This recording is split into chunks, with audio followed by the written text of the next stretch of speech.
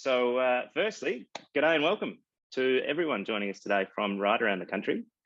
My name's Munro Hardy and I'll be your host today from AgriWebb. And also from AgriWebb, I've got Ed McGeek joining me in the workshop, as well as Dave O'Brien, who's going to be facilitating discussion and questions in the background as we go along today. Now, we've just got a quick poll for members of the audience today, just to get a bit of an idea and understanding of your approach to reconciling your livestock numbers. So please feel free to answer those questions and hopefully we can reveal a few insights later on in the session.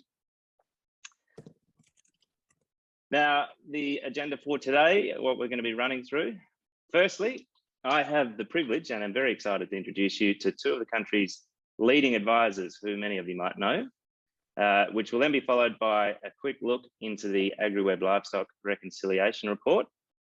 And then I'll hand over to our guest speakers for today to hear about the value of having accurate numbers and why that's so important. And then to finish off, we'll have some question time at the end. So please feel free to write your questions in the chat or the Q&A as we go, and also just to tell us a little bit about yourselves and where you're from. Now, we are very fortunate to be joined today, as I mentioned, by two of the country's leading advisors who between them have decades of experience across many geographical regions, as well as throughout various production systems. With them, they bring a wealth of knowledge and have contributed to the development of benchmarking programs that have been utilised in many businesses across Australia for years. These benchmarking programs bring objectivity to the analysis of performance and identify the strengths and weaknesses of a business. They're aimed at analysing the base productivity of individual farm enterprises, as well as a business as a whole. And then individual farm benchmarking results, as well as their financial consequences, can be compared to the results of other farms ranked into the average and the top 20%. Now, firstly, we have John Francis from Agrista, who provides business advice to farm managers and owners, as well as to the broader agricultural services sector. John has over 18 years of experience in production and financial components of farming businesses, which he's gained through analysis and interpretation of farm benchmarking data. And he's based down in Wagga. I actually had the privilege of learning from John in a two-day workshop earlier this year, which was focused on the building blocks of business, and an absolutely tremendous course. Highly recommend it to anyone if you get the chance to participate in that. So g'day and welcome, John. Thanks for joining us. Thanks for having me, Munro. Great to be here. Pleasure. And secondly, from Bush Agri, we have Ian McLean, who provides advice, analysis and commentary that's based on robust data, sound economics and rigorous science to enable clients to confidently make better, more informed decisions that ultimately assist them to achieve their long-term objectives.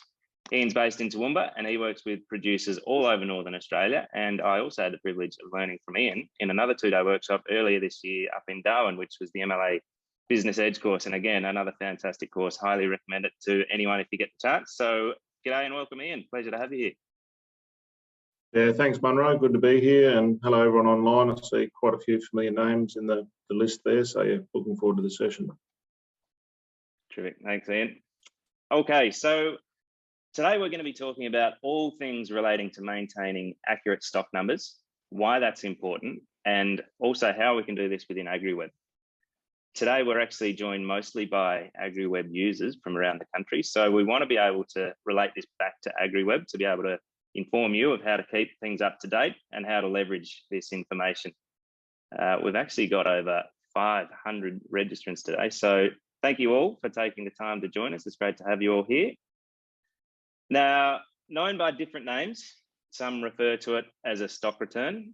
Some call it a running inventory, but today we will be referring to the Livestock Reconciliation Report in AgriWebb.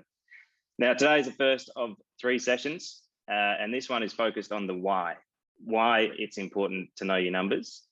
And then the following sessions that we'll be running in the weeks to come will be focused on the how you can easily keep this information up to date within AgriWebb, and most importantly, how you can do it easily.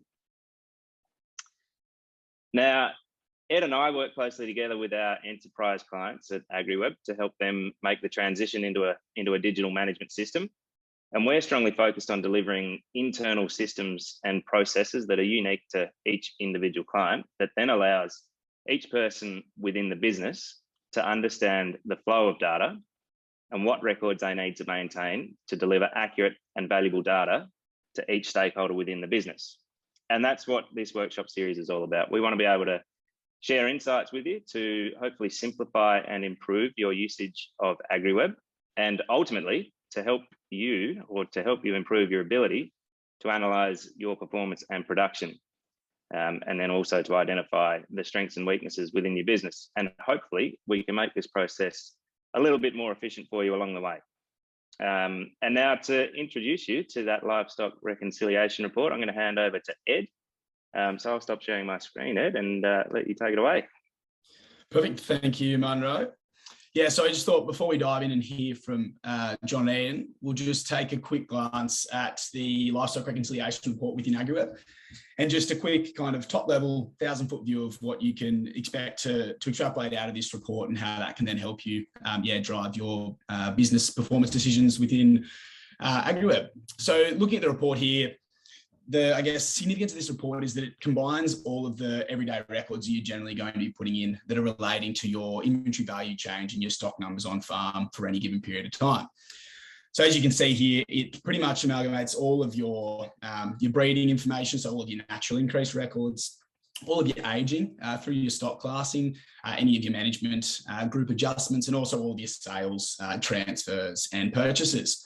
So from a top glance here, you can see you've got your age class groupings, you've got your tag color groupings as well, and you can see what your starting head here as well is. So it gives you effectively for a specified period of time, whether that's monthly, annually or quarterly, you can dive in and see specifically what's going on and what's pertaining to those stock transactions across the property for that period of time, which obviously is such powerful information to be able to gather. On top of that as well, looking across here, you've also got your closing head, and on top of that, your starting loads, your closing loads, and also the weight that you've got on farm at that period of time. So then you can start to quantify out the value inventory change that you've had across that period of time, which is obviously, significantly important for driving your productivity, trying to drive your efficiency on farm, for increasing numbers under management, increasing kilograms gained throughout a period of time, and just ensuring that you're getting the most out of the product that you possibly can, and also out of your paddocks and your productivity on farm.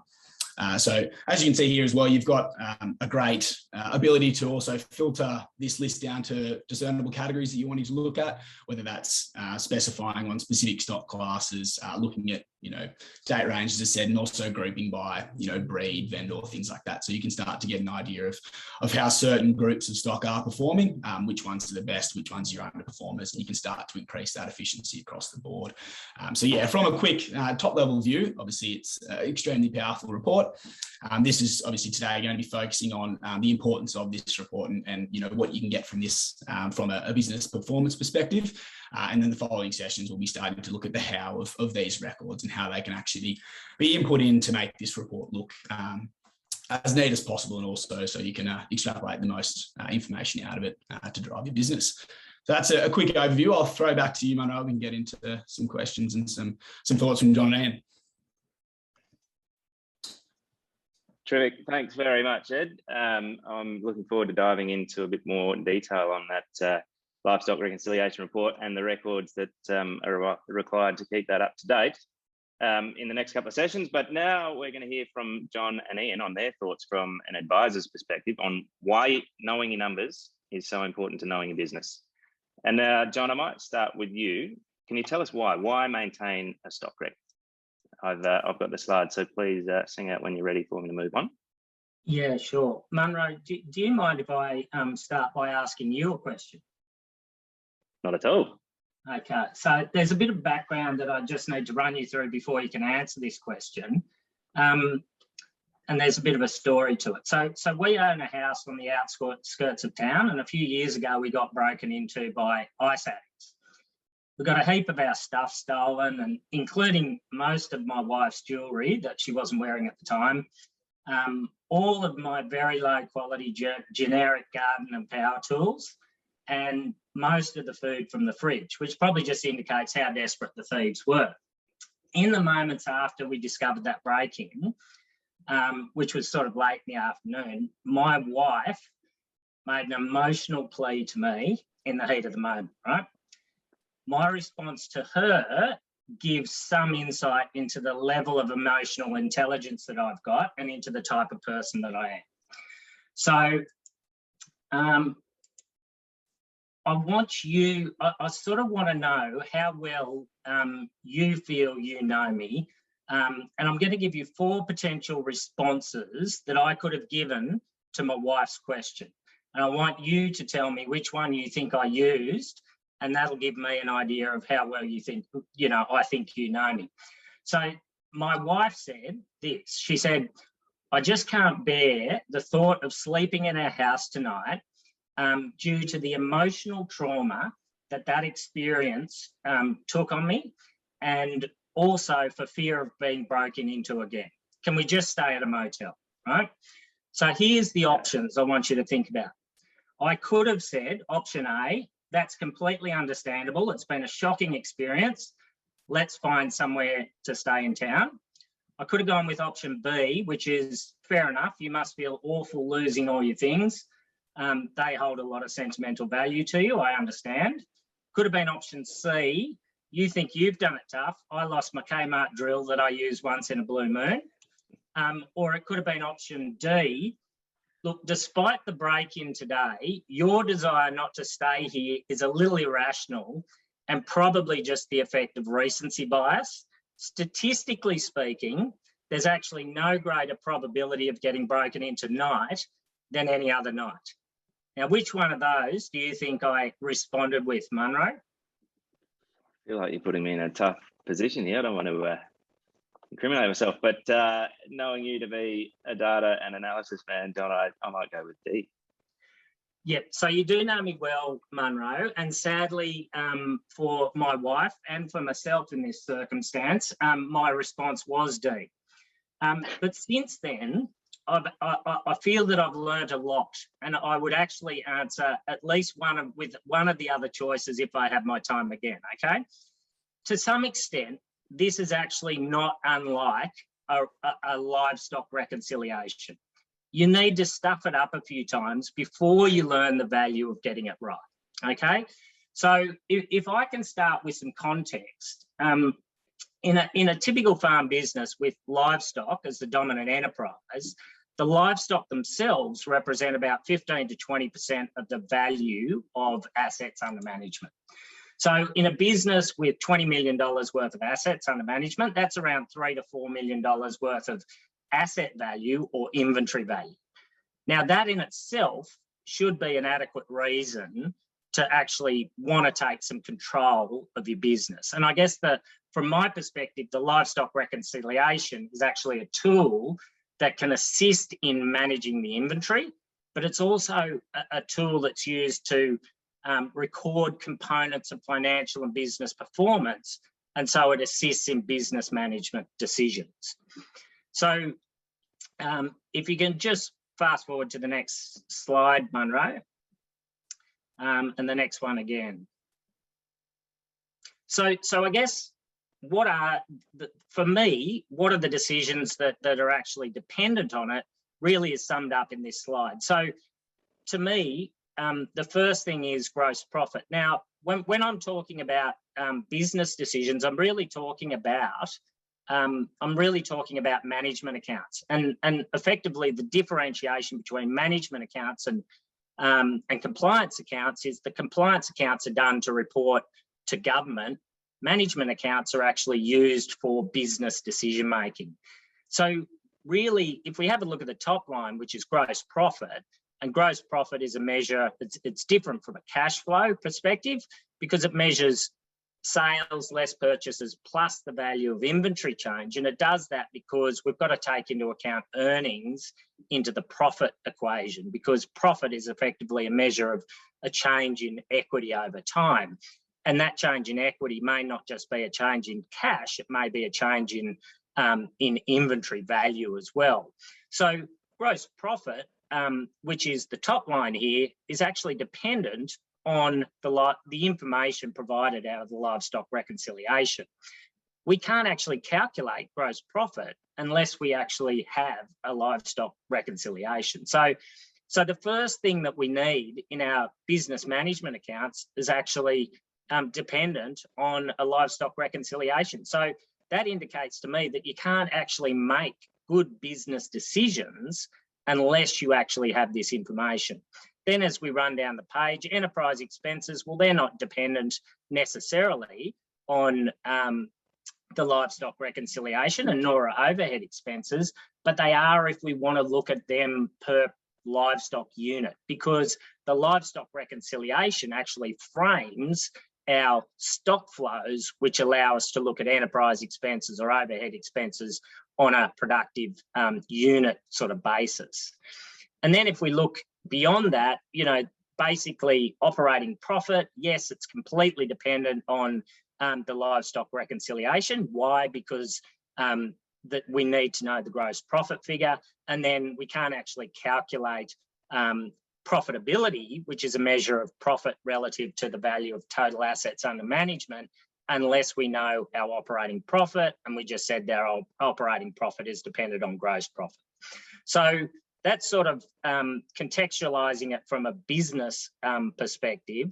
But if you just go to the next slide, I guess the real value goes beyond just the financial components of the business into the production components of the business. And the reality is, here's the number of key performance measures or accountability measures within your business, which is really what they are, that are actually dependent on your information that's provided out of the livestock reconciliation. Now, I'm not going to go through each one of those in detail, but the reality is that each one of these takes a component of information or data that's recorded in the livestock reconciliation and is dependent on it to report that output. Now, why does that matter? Well, that information is actually what we use to start making good business decisions. That information is actually critical in the process of decision making.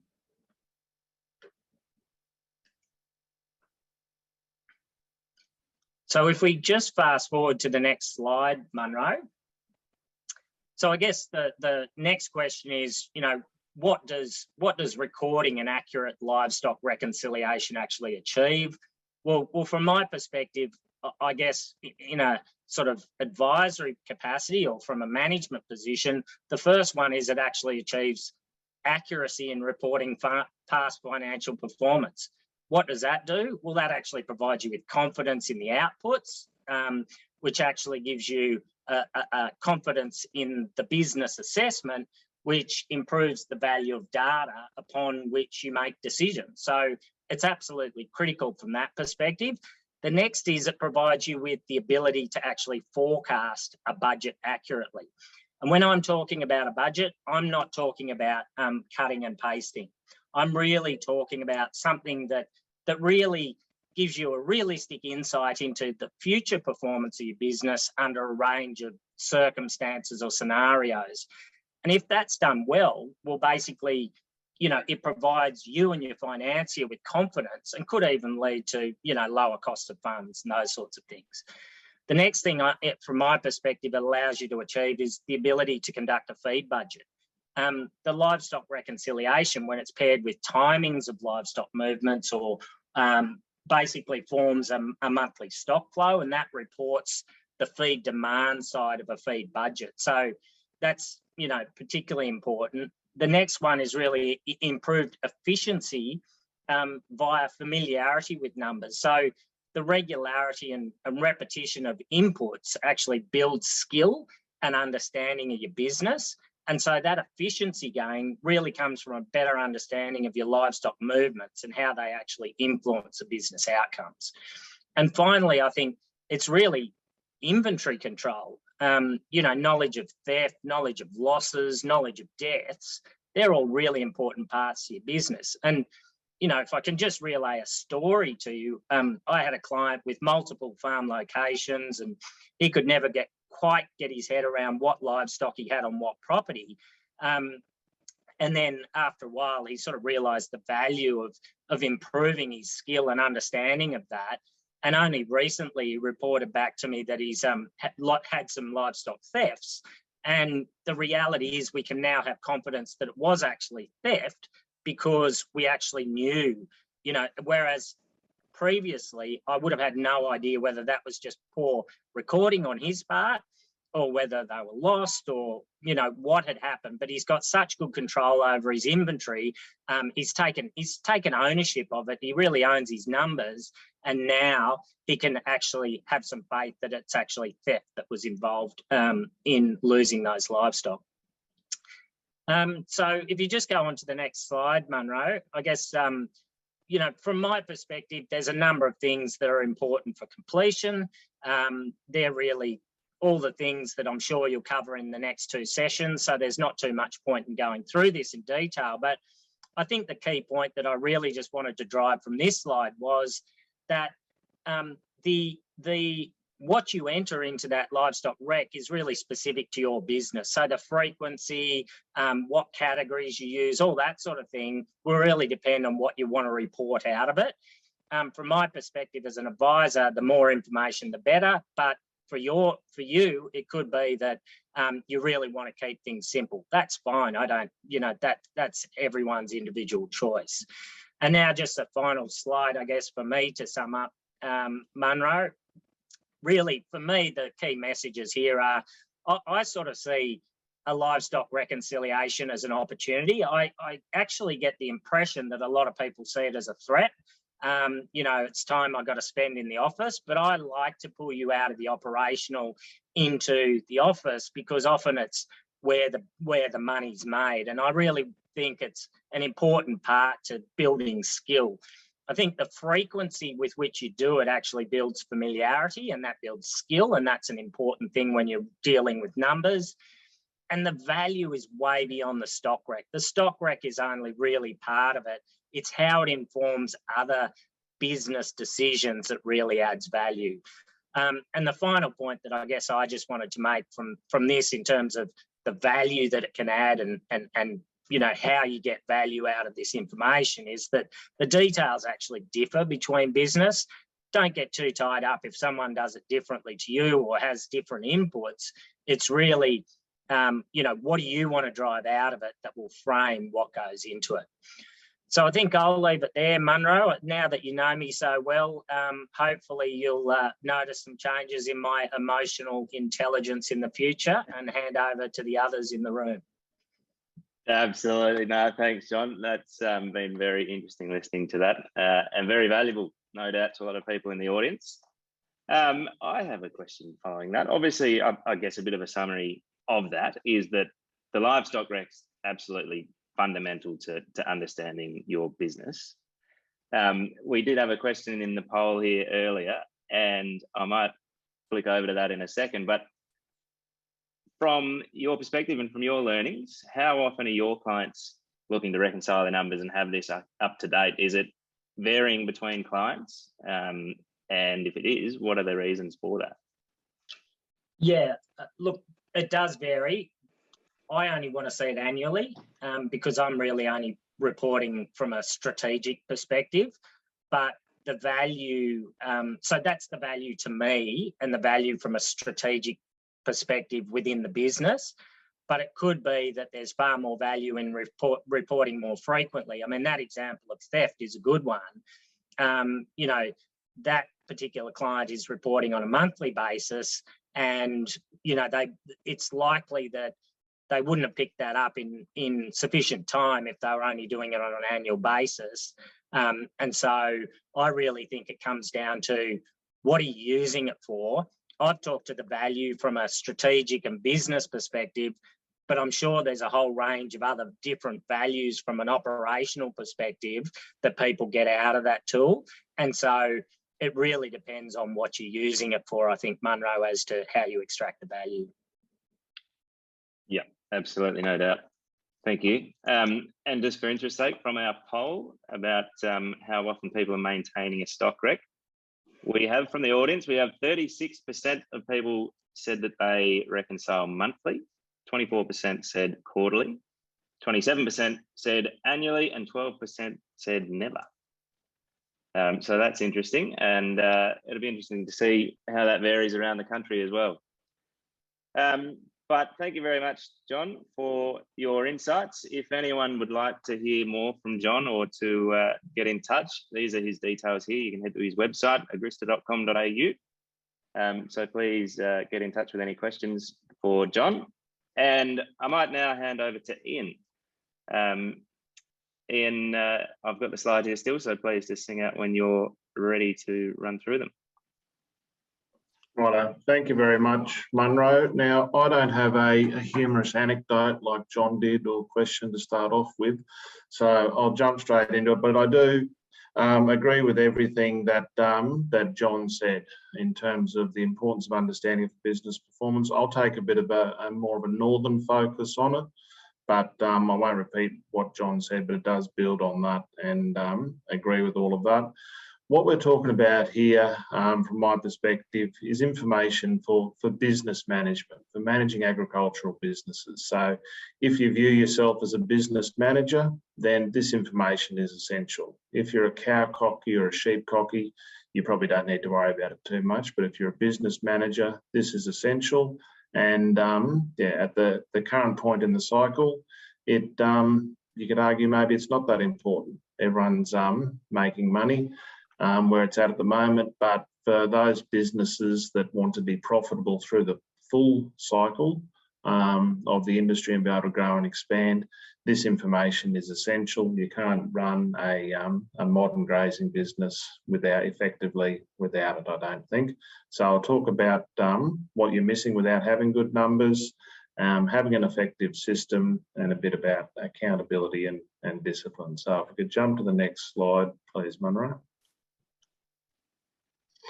So when we're dealing with producers in getting information on their business, livestock numbers are the biggest bottleneck in getting that, because there's no paper trail for it. For all of the financial information, as John went through, having the expenses and then also the sales side of it, we've got a paper trail for all of that. And since the advent of GST, we're forced to keep much better records.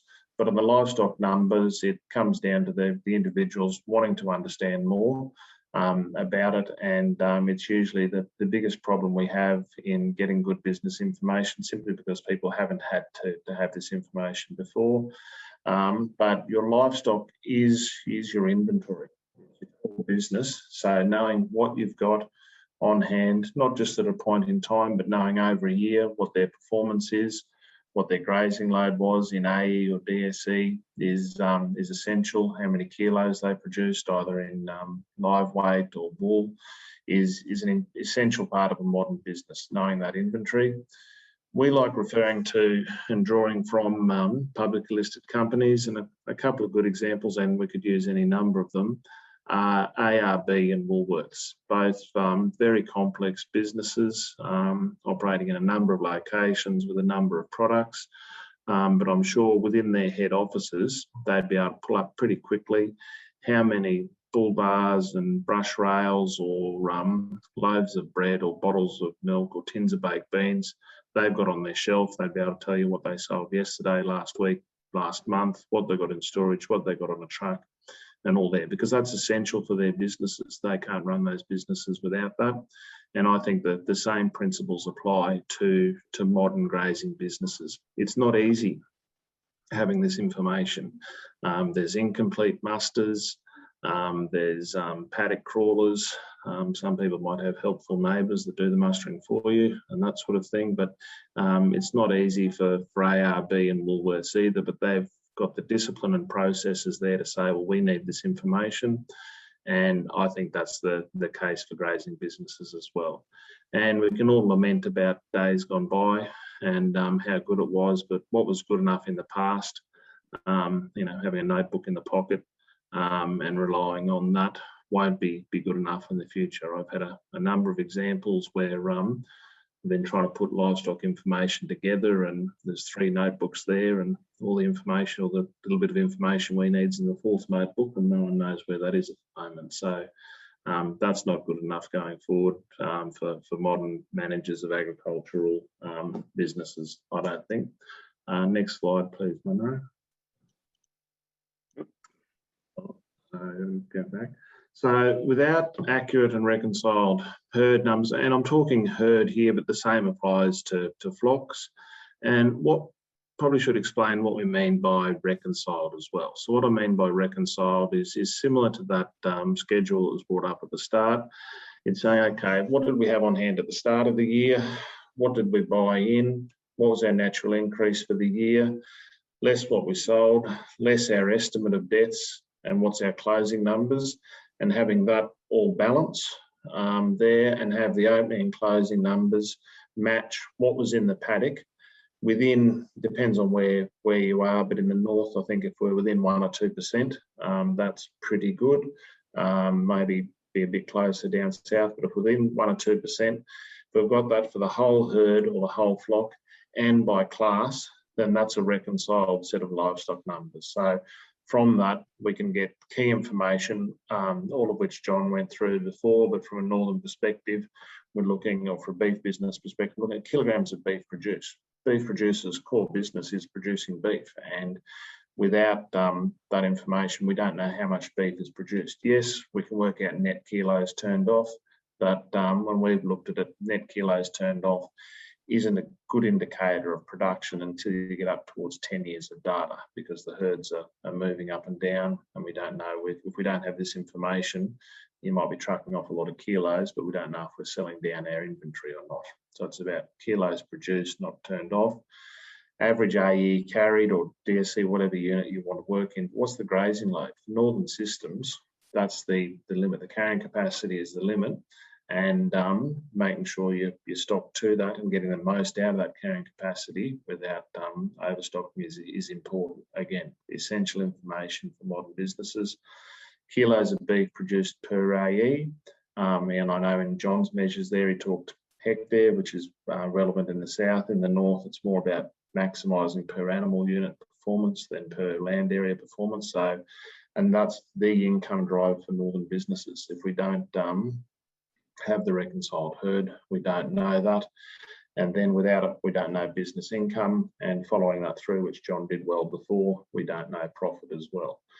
Also, a couple of key things, and this may relate a bit to John's theft story. You don't know what your reproductive rate and your mortality rate is.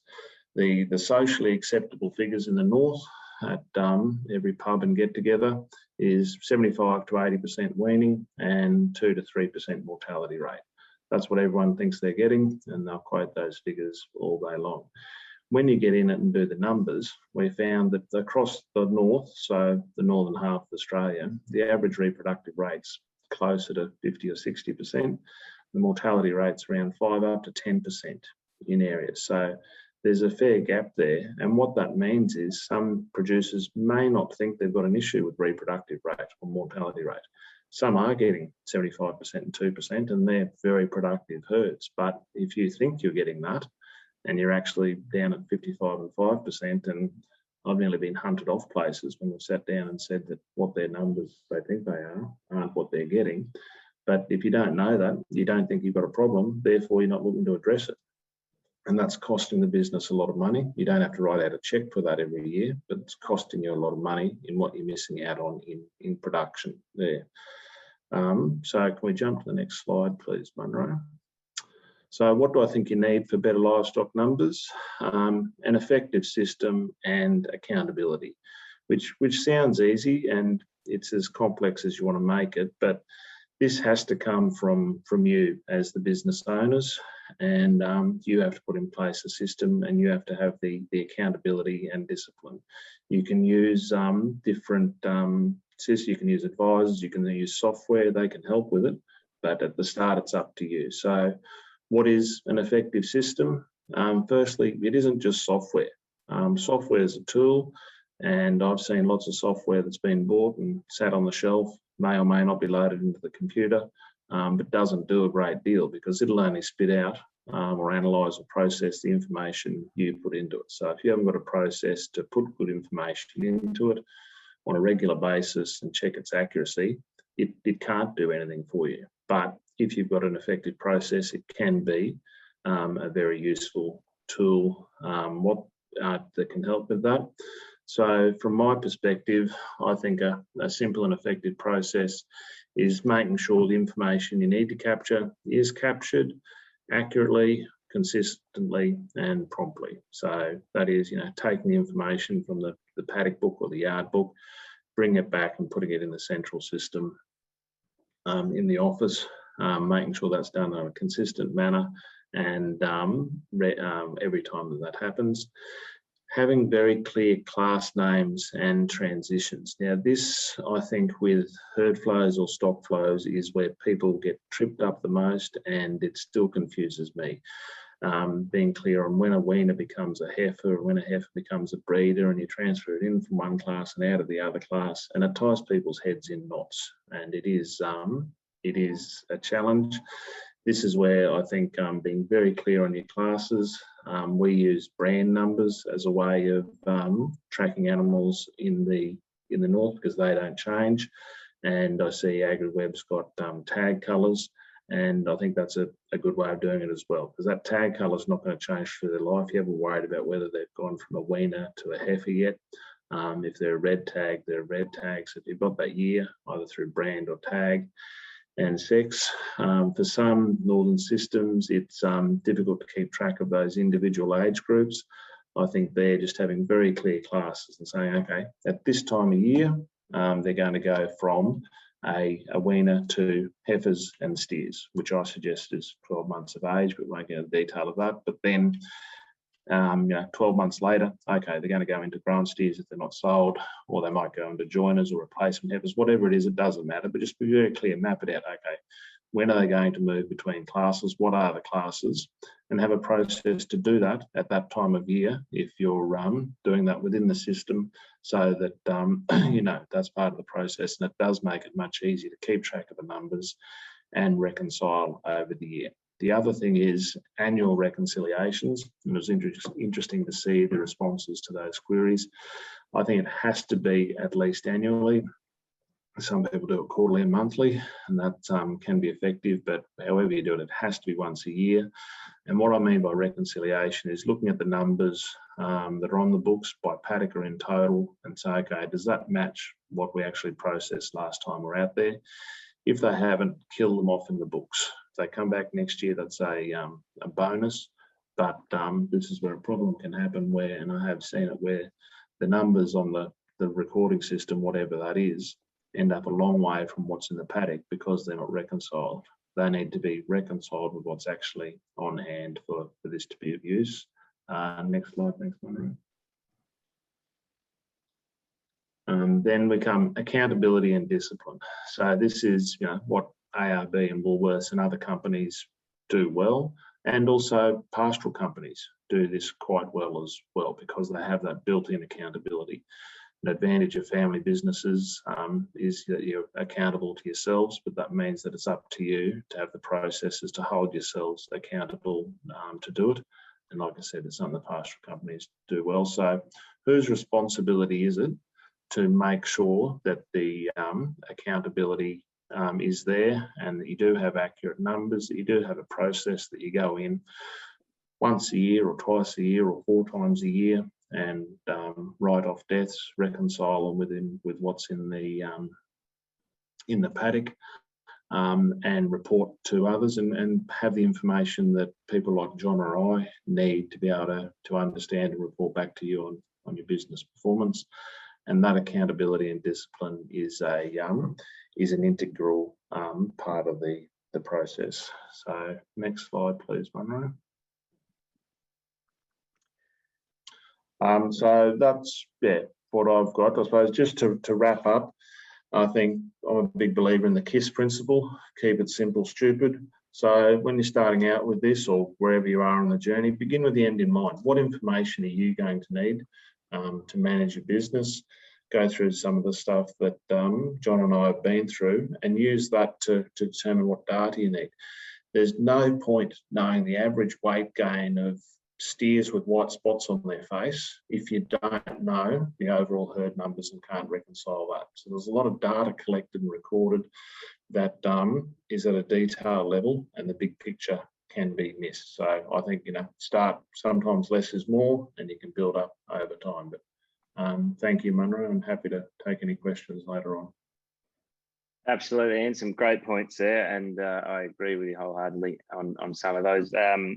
You mentioned that you know, the insights that you can gain is only as good as the data that you put in and the effort that you put into that. And I guess that's what these sessions are about, and the following sessions in the coming weeks. And what we really strive to help with at AgriWebb is to give you a really simple system that you can use each day that shouldn't take you more than a couple of minutes. And we really focus on building those good habits so that you know what you're sort of responsible for day to day as you're moving stock, as you're aging them up, sales, purchases, deaths, and so on. So thank you, Ian. You did also mention that obviously now is a brilliant time to be in ag. Prices are high. Everyone's enjoying great prices. Land prices are high. And so, you know, potentially it's not such an issue now to be sort of looking deeply into stock numbers. But what are your thoughts? You know, now ag's pretty cyclical. What about when the drought comes or bad times, bad prices? How do we prepare for that? Oh, that's a big topic, but an important question. And I think it's about making the most of these good times, which are good. And it's, some would argue, long overdue. But, you know, using this to, well, I suppose the systems in place is always important. But yeah, if you haven't got the systems in place, put them in place so you do have that later on. And also for businesses that are generating some serious cash at the moment, which is a lot of them, using that to reinvest in the business, strengthen the balance sheet, position it for the full cycle, because it's those capital allocation decisions that businesses make now will have a big impact on how they perform through the full cycle. Indeed. Yep. Thank you. Now we have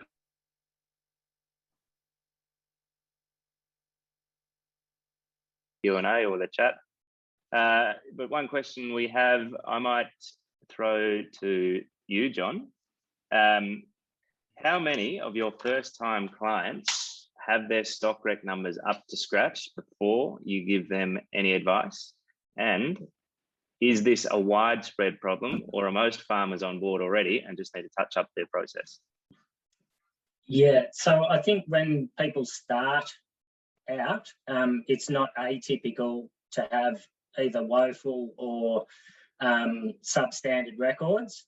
I think once you demonstrate the value, it's very quickly modified, and they understand the importance, and they can see how that frames a lot of that strategic advice and the strategic decisions that they're making, and the ability to make good decisions, then it's quickly remedied. So my view would be when I start, the importance isn't really well known, but by the time we get, you know, 1 or 2 sessions in, the value is clear. So I think it's really about, it's probably our role to demonstrate the value, and the value is in, you know, all the things that I guess we've talked about, and improving what you do, which is, you know, both productivity and profitability. Indeed, and no doubt it does help if people have got numbers up to date for you, but there's still quite a bit of work to do in analysing business performance, I guess. And I've spoken to you in the past and heard some stories about clients where you've actually had to go back and backdate a lot of information. Yeah, that's a common theme. Yeah, that's right. But look, that's okay. We can work with what we've got, and you've got to have a starting point. So I never fret if the records in the past aren't great. Leave them in the past. Let's work with the now and make sure that the futures, we can do something about the future. So, you know, you've just got to adapt to whatever the circumstances are. I think if you can demonstrate the value, my experience is they might go back and actually make put a bit more rigor into getting the numbers right in the past. Yeah, absolutely. We have another couple of questions coming through, and Ian, I might send this one to you as we see, you know, a few discrepancies in the north, as you mentioned, maybe some fence crawlers or not finding mismusters.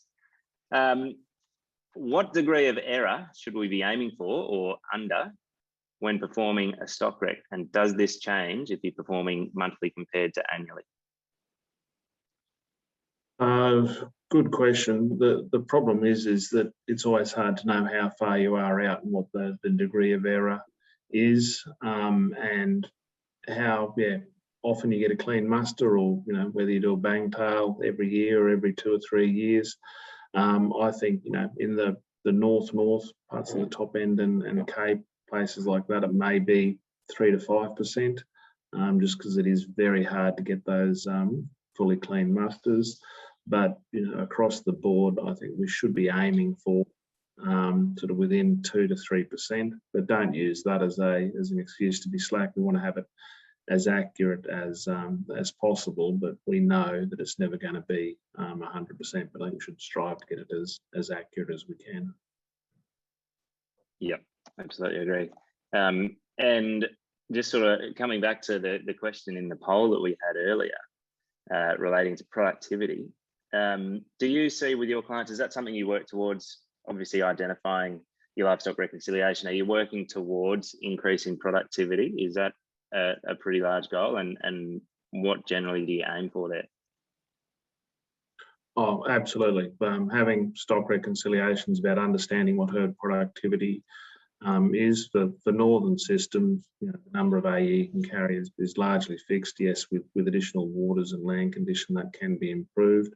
But for any given number of AE, it comes down to that per AE performance. So the stock reconciliation allows us to understand that, where the business is performing well, where it may not be, and how to improve that over time. Improving that improves the business income and profitability. The key things for northern systems is understanding, improving that productivity. Indeed, yep. And just for interest's sake, that second question in the poll, how much productivity gain do you expect for your business with regular analysis of your livestock reconciliation? We had 41% of people say they would expect between 1% and 5%. 45% of people said between 5 and 10%, and 15% of people said that they expect greater than 10% improvement in performance. So that's interesting to hear. John, I think this might be a question for you. We've spoken before about the difference between your compliance and your management accounts and what you might show to different stakeholders. The question here asking, how important is stock reconciliations for your bank or lender?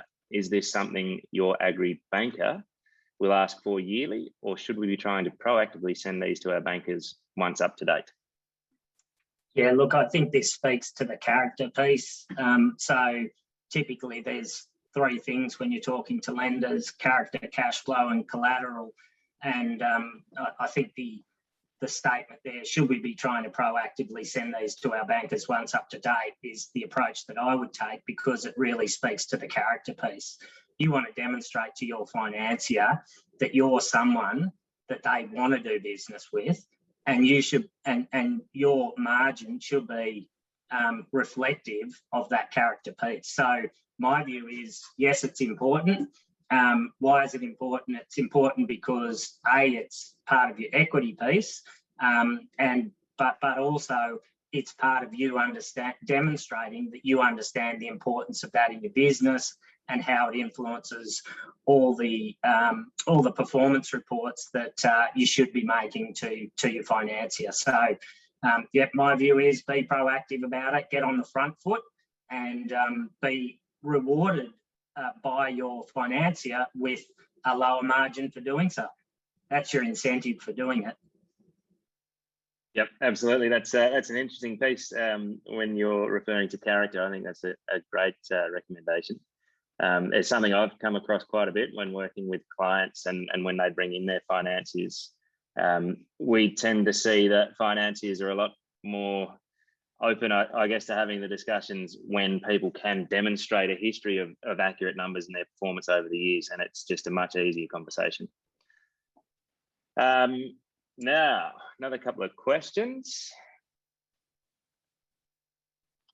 Okay, when managing multiple properties, do you have any suggestions for how to empower or encourage all the farm managers and their teams? This is something we've talked about before, about getting people on board, who have been lax in the past? Oh, sorry, to encourage managers and their teams who have been lax in the past to keep an eye on their numbers each month? And do you think, or do you have any tips on how to tighten up the process of submitting the stock rec each month?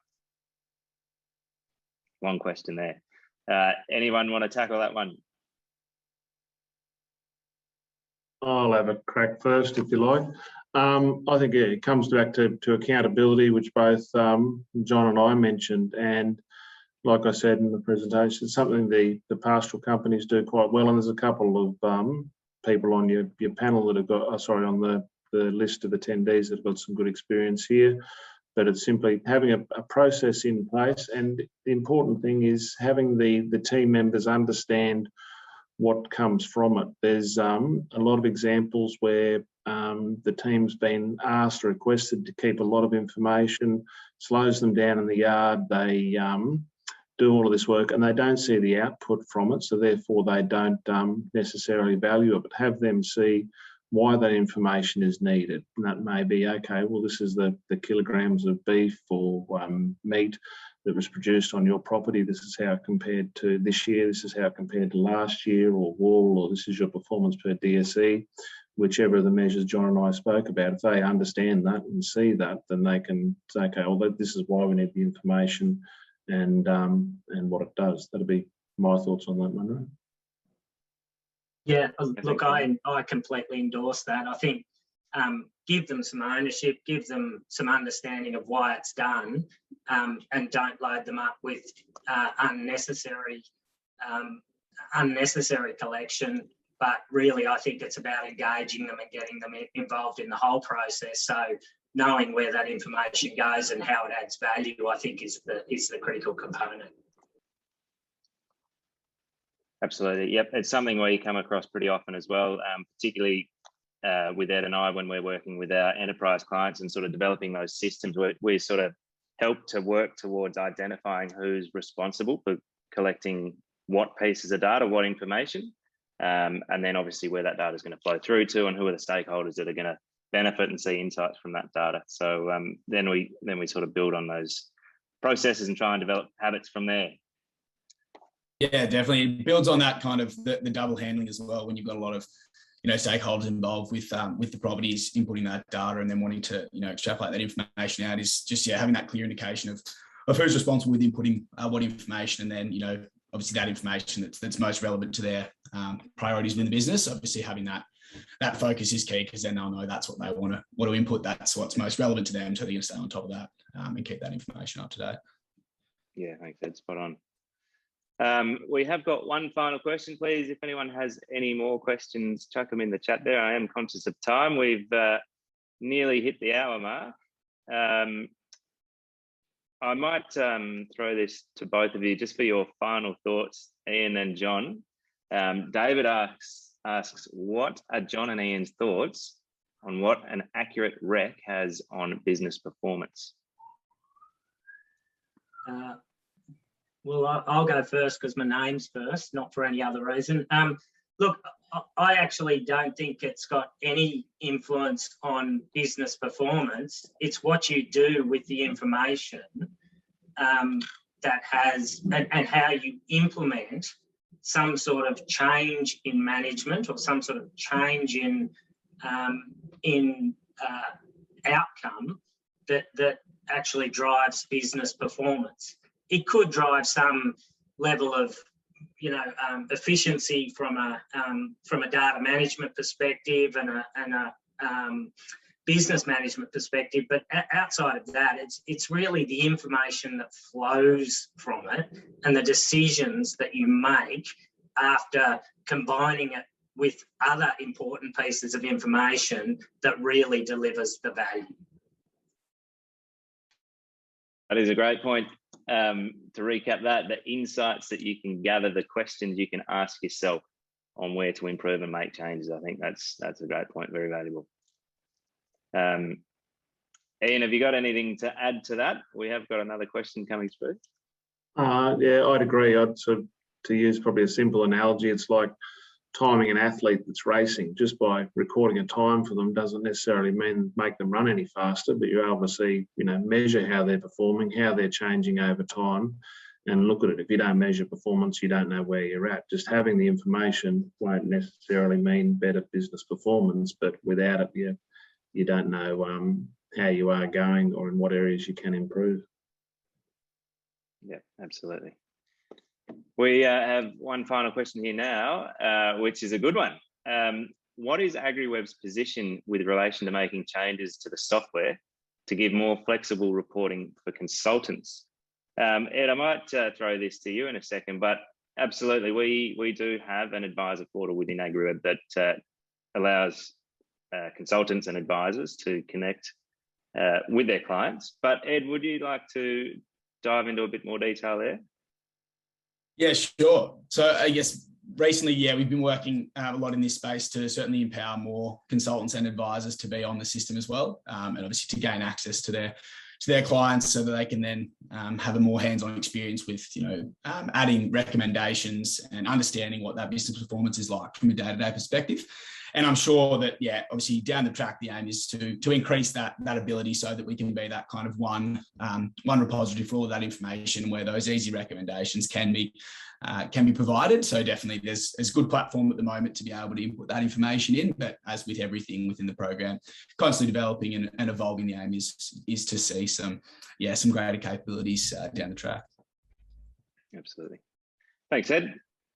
Well, I think that's all for the questions from the audience for now. Nothing else coming through, but just to touch on this AgriWebb Academy, if anyone wants to learn a bit more about the process of the livestock reconciliation, we have a course in the AgriWebb Academy which you can access through the Help Centre in both the web and mobile apps, or the web address there on the screen. There's also a host of other courses in there as well that are very handy to run through in your own time. And finally, I'd just like to thank everyone for joining us today. Thank you for your time. A lot of people from right around the country. It's been great to have you.